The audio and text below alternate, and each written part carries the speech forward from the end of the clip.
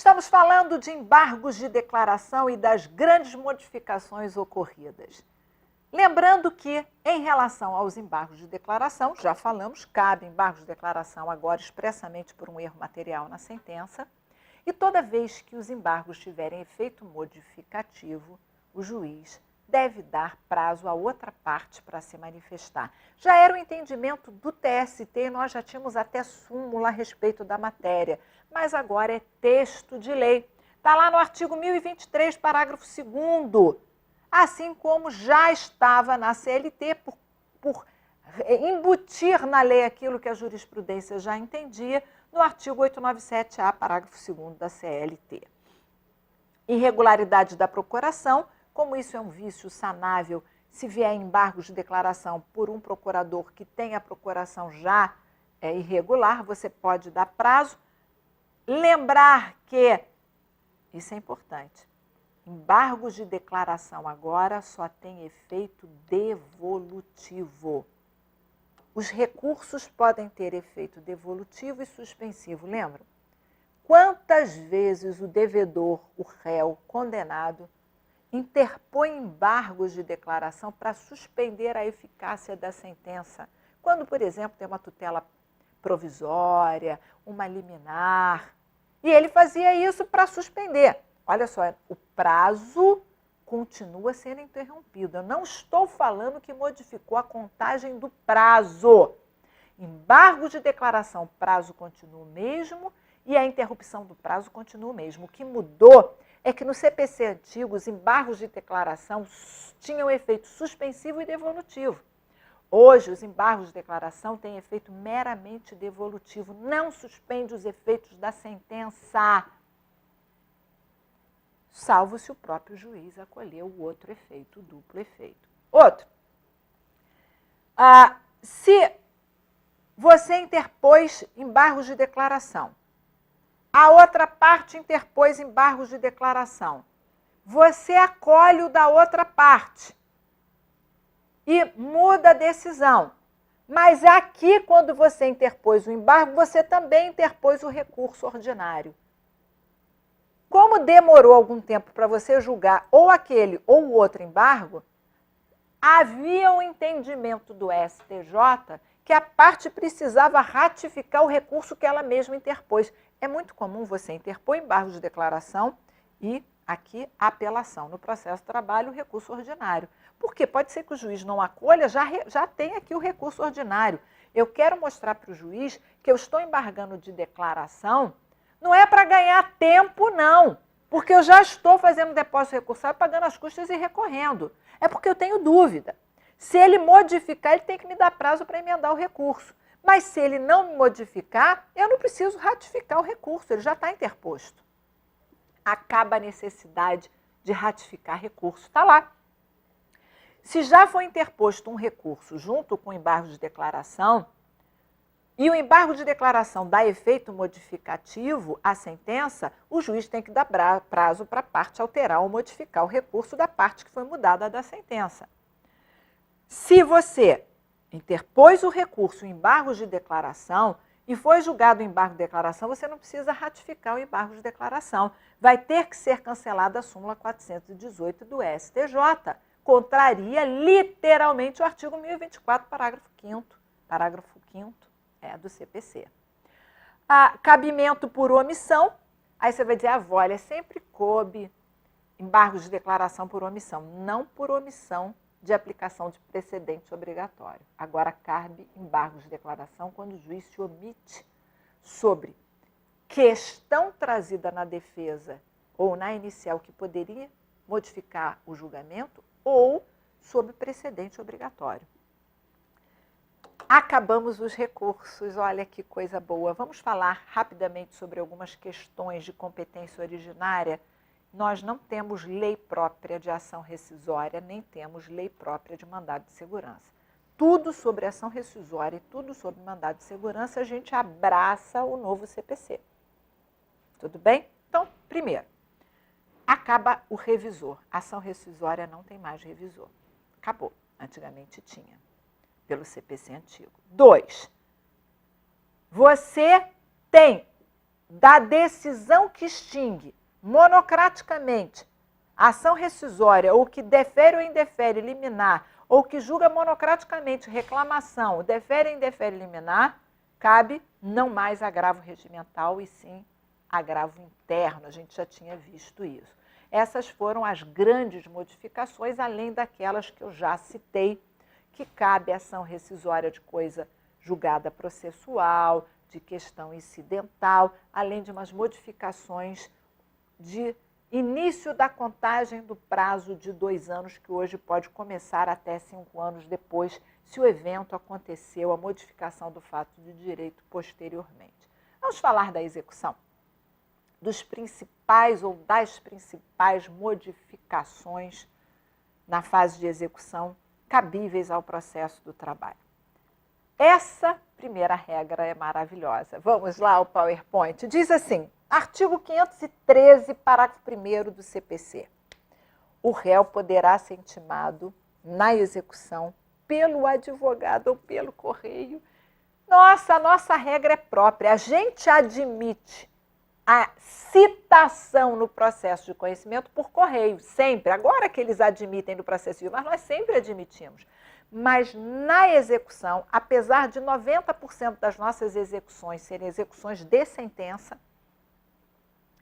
a citação do devedor é por oficial de justiça, é pessoal. Íamos ganhar muita celeridade aplicando a nova regra do CPC, mas a gente tem regra própria e entendo incompatível. O 880 da CLT diz que a citação é pessoal. Acho que o TST não vai aplicar. A resolução é silente. Nem diz aplicável, nem diz inaplicável. Está lá. 513 do novo CPC versus 880 que fala em mandado de citação. Execução de título extrajudicial. Gente, isso é uma loucura! A instrução normativa 39 do TST entendeu que agora a Justiça do Trabalho é competente, acho que eu falei isso lá no primeiro bloco, para execução de nota promissória e de cheque, que são títulos executivos extrajudiciais, desde que ele tenham vinculação com a dívida trabalhista. Está lá. Vamos ao PowerPoint. Cheque e nota promissória emitidos pelo devedor em reconhecimento de dívida inequivocamente trabalhista é da competência da Justiça do Trabalho essa ação de execução. Ora, gente, o cheque e a nota promissória são títulos não causais, são títulos não vinculados à dívida. Muito estranho, né? Então, hoje nós temos o TAC, termo de ajustamento de conduta, nós temos os acordos nas CCPs, nós temos as certidões de dívida ativa e temos mais como título executivo extrajudicial, nota promissória e o cheque. Bacana essa novidade, essa eu gostei. A empenhorabilidade do salário. Mudou? Mudou. A primeira corrente, que é a que eu defendo, só mudou para as dívidas que não são de pensão alimentícia. O salário sempre foi empenhorável, salvo pensão alimentícia. Depois da mini-reforma do CPC, a palavra pensão alimentícia passou para a expressão prestação alimentícia. A mudança no vocabulário pensão para prestação foi o suficiente para muitos entenderem que qualquer dívida de natureza alimentar poderia haver penhora no salário. Eu continuei entendendo, e o TST entendendo também, que pensão alimentícia mudou a palavra para prestação porque existem outras formas de pensionamento, por exemplo, por responsabilidade civil decorrente de acidente de trabalho, que não são a pensão alimentícia de sustento da família. Então, é penhorável o salário apenas nos casos de pensionamento, seja pensão alimentar ou os outros pensionamentos civis. Era essa a regra do CPC antigo. O que mudou no novo CPC? Para aqueles que ganham mais de 50 salários mínimos, a parte que exceder para as outras dívidas que não entrarem no conceito prestação alimentar, é penhorável o salário. Eu continuo defendendo que a palavra prestação alimentar refere-se apenas à pensão alimentícia e às outras formas de pensionamento mensal para manutenção de sobrevivência e alimento. Não se confundem com dívidas trabalhistas. Isso porque o parágrafo 3º, se eu não me engano, é o parágrafo 3º do próprio artigo 833 do Código Civil, do Código de Processo Civil, quando quis excepcionar as dívidas trabalhistas da impenhorabilidade, o fez expressamente como no parágrafo 3º. Ele diz, é impenhorável a gleba, não sei o quê, rural, salvo dívidas trabalhistas, fiscais, previdenciárias, e fala expressamente. Então, quando o legislador quis excepcionar a dívida trabalhista, o fez. A palavra prestação alimentar não quer dizer créditos trabalhistas, porque alguns argumentam que os créditos trabalhistas também têm natureza alimentar. Eu não adoto essa tese. Bom, o TST entendeu pela aplicabilidade dessa nova penhorabilidade do salário previsto no artigo 833, inciso 4, parágrafo 2º do novo CPC. Intimação da penhora também é diferente. Está lá no artigo 841 do CPC. Formalizada a penhora, você intima o advogado ou a sociedade de empresários. Nesse sentido, entendeu também o TST. A Instrução Normativa 39 entende que uma coisa é a citação pessoal. Já tendo havido a citação pessoal, depois você pode continuar na execução, intimando o advogado em nome do réu ou do autor. Lembra que quem for penhorar salário, para aqueles adeptos de que prestação alimentícia é qualquer dívida trabalhista, ou para aqueles empregados que ganham mais de 50 salários mínimos, o CPC tem uma regra nova de que a pensão alimentícia só pode ser penhorada 50%. 50% tem que estar livre. Eu sei que a Justiça do Trabalho, quando penhora em média 30%. Mas agora existe uma regra de penhorar até 50%. Empresa do grupo, adoro essa nova forma, nova regra, explícita regra do CPC. Isso está lá no 513, parágrafo 5º. Diz o seguinte, se você condenou uma empresa do grupo, você não pode, na execução, trazer outra que não conste do título executivo. Aliás, esse era o entendimento da antiga súmula 205, já cancelada. Começaram a querer executar outras empresas do grupo, não pode. Se ela não fez parte do título executivo, ela não pode ser trazida na execução. Isso está explícito no 513. Ah, mas e a desconsideração? Aí pode desconsiderar a personalidade jurídica, você pode. A desconsideração comum é a inversa, desde que suspenda o processo, faça todo o procedimento da desconsideração, ampla defesa, decisão, agravo de petição e etc. Execução provisória. Nesse ponto, a Instrução Normativa 39 do TST foi explícito dizendo que eles ainda não chegaram a um consenso sobre a aplicação daquela multa do antigo 475J e sobre a execução provisória e até o pagamento. Isso porque a CLT diz que a nossa execução vai até a penhora, não vai até a liberação do dinheiro. Então, nossa execução provisória ainda é provisória, não há efetividade no pagamento da dívida. Você pode penhorar e manter a penhora. Está lá, execução provisória até o fim, desde que haja caução. Se for hipossuficiente, não precisa de caução. Entendo que contraria o artigo 899 da CLT, parágrafo 1º, que diz que só levanta o depósito recursal com trânsito e julgado, e que diz que a execução provisória vai até a penhora. Então, dificilmente o TST vai aplicar essa regra de que a execução provisória pode ser, aspas, definitiva com um pagamento definitivo, desde que haja caução, podendo o juiz dispensar a caução se o credor for hipossuficiente. Execução provisória, penhora em dinheiro.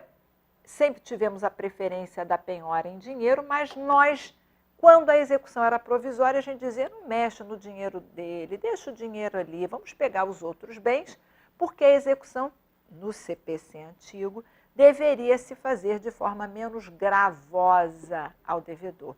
Hoje, o devedor que alegar que a execução lhe está sendo gravosa, cabe a ele apontar meios menos gravosos e tão eficazes quanto. Mudou totalmente.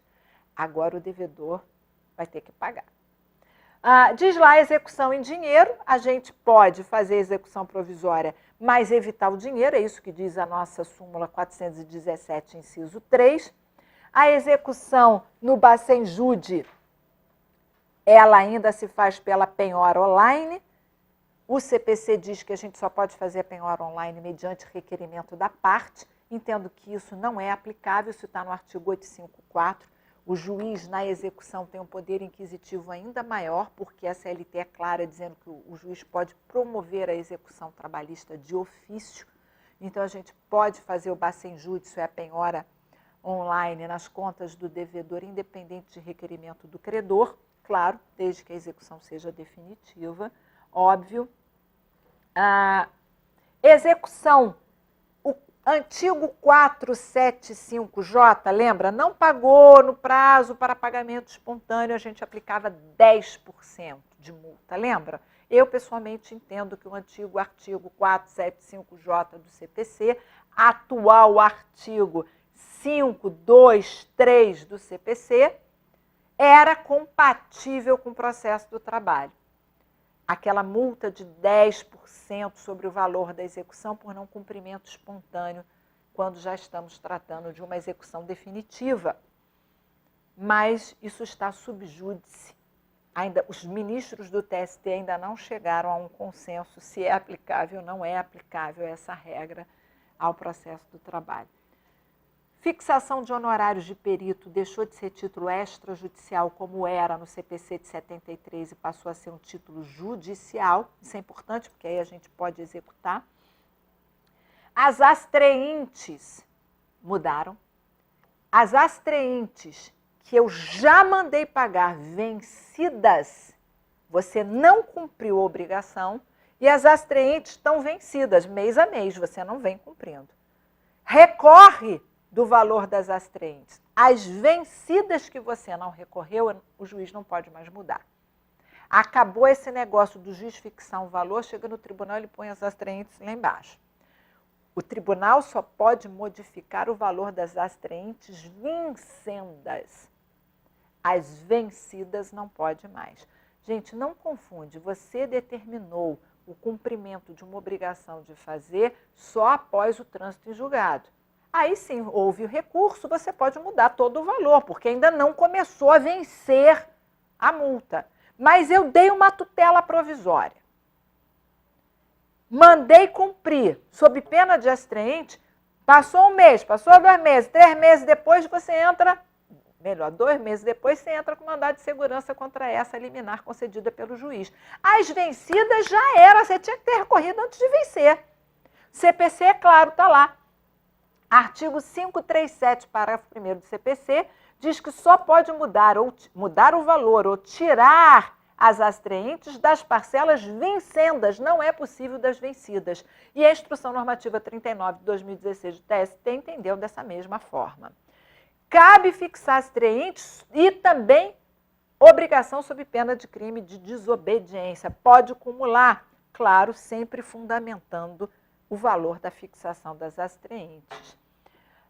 As astraentes revertem, o valor das astraentes reverte para a parte exequente, é passível de cumprimento provisório e cabe, inclusive, para ação de descumprimento de pagar quantia certa. A fraude à execução mudou um pouquinho. Agora, aquela antiga súmula 365 está na lei. A súmula 365 do Superior Tribunal de Justiça dizia o seguinte: o terceiro, que não tem nada a ver com os autos, não é devedor, não é o credor, foi comprar um imóvel. Tirou todas as certidões. As certidões estavam ok, ele adquiriu. Comprou o imóvel. É o que a gente chama de adquirente de boa-fé. Os imóveis, eles têm registro. E tem que ter o ônus gravado no registro. Se ele tirou todas as certidões e as certidões diziam que o imóvel estava livre, mesmo tendo havido fraude à execução, entendia-se que prevalecia o direito de aparência do adquirente de boa-fé. Era exatamente isso que estava na súmula do STJ 365. Hoje, isso está expresso. Se você comprou um móvel, um carro talvez tenha até registro, mas assim, uma cadeira, um quadro, cabe a você provar que você procurou saber se havia dívidas ou não. Mas quando você compra um imóvel, o simples fato de não haver nenhuma inscrição no registro do imóvel sobre dívidas do devedor gera presunção favorável ao adquirente. E você afasta a ineficácia daquela transação pela fraude à execução. Você afasta a fraude.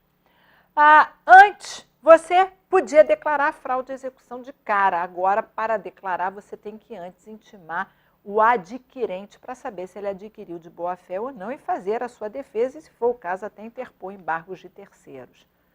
A arrematação.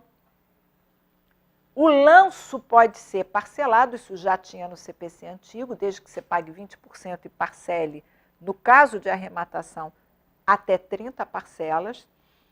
A prescrição intercorrente hoje está clara que é cabível, está prevista no CPC, apesar de você entender que não é aplicável ao processo de trabalho, e eu entendo que é. A exceção de pré-executividade também está explícita, expressa no novo CPC, no artigo 803, inciso 2. Você pode alegar, por exemplo, a nulidade da citação por mera petição, você tem que garantir o juízo por embargos à execução. Aquela questão que eu falei está no 805, que a execução continua se dando de forma menos gravosa para o devedor. Entretanto, ao alegar que quer que a execução se dê de forma menos gravosa para ele, devedor, ele tem a obrigação de indicar outros meios mais eficazes e menos onerosos para promover a execução. Se ele não fizer, você continua naquele caminho. Parcelamento de crédito. Aqui a gente tem que tomar cuidado. O devedor foi condenado, transitou em julgado, e ele quer parcelar lá em 6 vezes. O parcelamento é direito potestativo de quem requer quando o título é extrajudicial. Se é execução de sentença, que a gente chama hoje de cumprimento de sentença, depende da concordância do credor. Isso é, o juiz não pode obrigar o credor a aceitar o parcelamento do pagamento da dívida, quando a dívida decorre de sentença, de decisão de título executivo judicial. Está lá, 916, também compatível, de acordo com a visão do TST. Para títulos extrajudiciais, é direito potestativo do executado requerer o parcelamento da dívida. Para execução, que é o cumprimento de sentença, isso depende da concordância da outra parte. Penhora, a gente já tinha súmula sobre isso. Se você está fazendo uma penhora e, sem dar prazo, escolhe a melhor delas, que é o Bacenjude, que é a penhora online, na conta corrente do devedor, saca o dinheiro dele, porque a gente pode fazer de ofício, só intima depois, primeiro eu pego, depois eu intimo. Hoje em dia você tem que intimar e fazer. Diz o novo CPC que a parte tem o direito de substituir a penhora em dinheiro, porque tem mesmo equivalência, pela fiança bancária ou seguro-garantia. Claro, se ela não teve oportunidade de apresentar bens. Se eu dei prazo, venha o empregador pagar em 48 horas ou apresentar bens à penhora. Se ele não pagou e não apresentou bens à penhora, eu pego o que vier e ele que se dane. Mas se eu não faço isso, vou lá, pego o dinheiro dele e ele se assusta e diz, espera lá, eu tenho bens para te dar. Ele pode substituir aquela penhora em dinheiro por, tá lá, seguro, garantia ou fiança bancária. Isso também está no artigo 835, parágrafo 2º do CPC, assim como no artigo 3º, inciso 16 da Instrução Normativa 39. Você tem novas hipóteses de responsabilidade patrimonial, eu acho que nem vale a pena a gente falar. Preço vil, lembra do preço vil nas arrematações? A gente sempre defendeu preço vil é aquele igual ou inferior a 30%, não, inferior a 30%. Até 30% do valor avaliado do imóvel a gente entendia que não era preço vil. O CPC acabou com isso. Menos de 50% é preço vil, e preço vil na arrematação, ela é nula. Vamos lá, é o artigo 891, diz, não será aceito lance ou lanço, porque será considerado preço vil aquele estipulado pelo juízo e, no caso de não o fazer, será de 50% do valor da avaliação. Então, tem que ser igual ou superior, inferior a 50%, o preço é vil. Não vale a arrematação, vai fazer outra arrematação para ver se tem arrematante que dê valor maior. Embargos à execução, você tem hipóteses agora de improcedência também liminar. O plantão judiciário vai ser do dia 20 de dezembro ao dia 20 de janeiro. O TST já acolheu essa tese, isso também será aplicável à Justiça do Trabalho. Cabe embargos de terceiros preventivos, isso é, para proteger os bens antes mesmo da turbação da posse ou da invasão da posse. O sócio incluído agora, que não foi aberto incidente de desconsideração de personalidade jurídica, pode entrar com embargos de terceiro. Isso é, eu defendo que cabe mandado de segurança a decisão do juiz da vara que desconsiderou a personalidade jurídica sem respeitar o procedimento do novo CPC, que é suspender o processo de execução, citar aquele que seria o sócio desconsiderado, mandar ele se defender, produzir provas, decidir o incidente, julgar o agravo de petição se houver, transitar em julgado, oficiar os órgãos e os registros para depois considerar.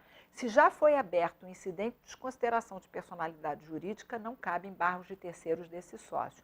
Mas se você simplesmente pegou o bem do sócio sem desconsiderar, ele pode entrar com embargos de terceiros, sendo que a gente não vai poder aplicar, como a gente fazia, a súmula 184 do antigo Tribunal Federal de Recursos, dizendo que faltava interesse, que ele era a própria parte. Embargos de terceiros por carta precatória, esqueça o novo CPC, porque a gente tem regra própria. O novo CPC tem uma regra de competência para julgamento dos embargos interpostos em carta precatória totalmente diferente, então a gente vai com base no nossa súmula 419, porque a gente tem regra própria de competência, esquece o CPC. Mudou totalmente agora, gente. Lembra, embargos de terceiros, lá no CPC antigo, era artigo 1046, salvo engano, interpostos os embargos de terceiro, ele suspendia a execução. Era até utilizado, muitas vezes, de forma inadequada, só para ganhar tempo e suspender. Agora, os embargos de terceiros não suspende a execução. Isso está lá no 677, parágrafo 4º. Não há mais suspensão da execução da interposição dos embargos de terceiros. A ação rescisória, acabamos a execução, foi muito rápido. Cabe de qualquer decisão de mérito, inclusive das prejudiciais incidentais, o prazo continua sendo decadencial de 2 anos. Há apenas uma exceção, que o fluxo do prazo de 2 anos pode começar dentro de 5 anos, quando se apresentar o documento novo, que é aquele que você teve ou obteve ou foi constituído depois da decisão. Cabe de sentenças sem mérito, de questões processuais quando não podem ser renovadas. Você pode entrar com ação rescisória de apenas um capítulo.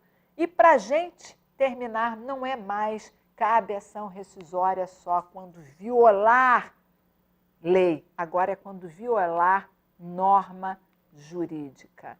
Para finalizar, lembro que no capítulo da jurisdição voluntária, O artigo 725 do novo CPC diz que cabe agora pedido de requerimento de alvará judicial ou homologação de acordo extrajudicial.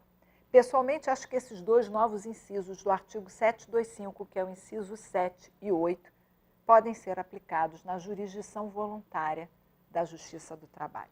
Quero agradecer o convite da Associação Nacional dos Juízes, a AMB, a Associação de Magistrados do Brasil, a Emerge, que cedeu esse espaço.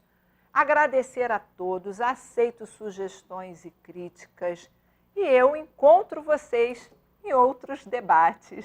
Até lá!